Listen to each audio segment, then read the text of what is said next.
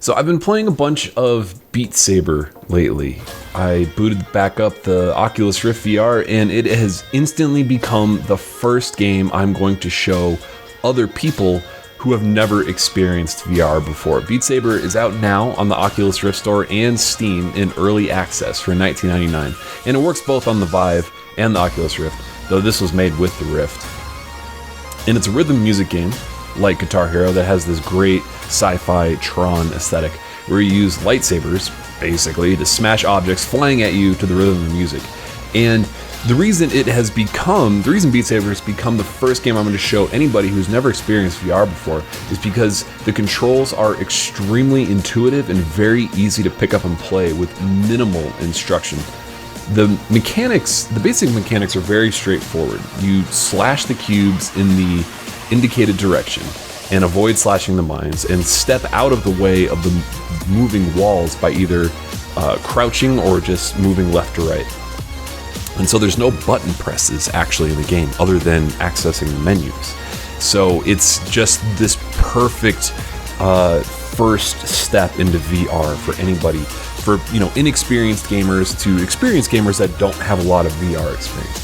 So the goal, like most rhythm games, is to get a high score, which I got bored of quickly. But when you start moving to the rhythm instinctually in Beat Saber, it provides this sense of flow unlike any game I have ever really experienced. When you're swinging your arms and hitting each block perfectly without consciously thinking about what the correct movement is, it's just unbelievably satisfying. You feel like a conductor waving his baton to the rhythm of the electronic music. Now, because of how much arm movement and crouching is involved in the game, Beat Saber is also one of my favorite VR games to really get my heart up. Any VR music game, really. So one of the things I've really struggled with for the Oculus so far is having a great demo to show someone who doesn't play a lot of games.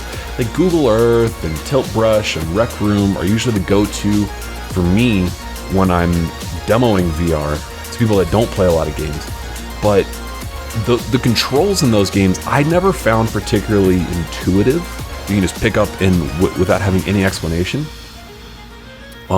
So let me know in the comments before Beat Saber what the first game is you show to someone with your Vive or Oculus that has that you show to someone that has minimal gaming experience. Not just minimal VR experience, but minimal gaming experience. Let's say a girlfriend or a parent or something like that. So in the early access version of Beat Saber, there are 10 songs included that were created specifically for this game, and they're all very fun, but it's worth reiterating that there are only 10 songs included so far, because you can run through all 10 songs pretty quickly, and I'd guess the average length of the songs is probably 2.5 minutes each. And if you've played a lot of Guitar Hero in the past, you know what it's like when the patterns of notes do not match the music very well and how frustrating that can be. But in Beat Saber, the highway of notes that are coming at you, they match the song perfectly on all 4 difficulties as well. So I hadn't found a music game that I really loved on the Oculus until this. Audio Shield on the Vive is great, but there's something about swinging the lightsabers that really scratches the itch that we've all had since we first saw Star Wars as a kid. There are 4 difficulty levels for each song, and each difficulty ramps up the flow of the notes considerably. So right now I'm showing all 4 difficulties for one song, and you can see how quickly the notes come at you on the hardest versus the easiest. And I have really struggled to finish songs on Expert. There's only been a couple of the easier songs that I've been able to do it on so far, even with a lot of practice. So for an early access game, it runs perfectly. The base arcade mode is what I've been playing the most of. There's like a one-hand mode if you only want to use one lightsaber, and like a no-fail mode, basic things like that. After early access, the developer, Hyperbolic Magnetism, based in the Czech Republic, has said, and this is a direct quote, "In the full version, we would like to add a solid single-player mode with missions or challenges, and we think there is room for other interesting modes too. From the beginning, we thought that it would be nice to have a way for players to play their custom levels and songs. Therefore, we would like to provide a level editor in the future. last but not least, we would like to add more content, songs.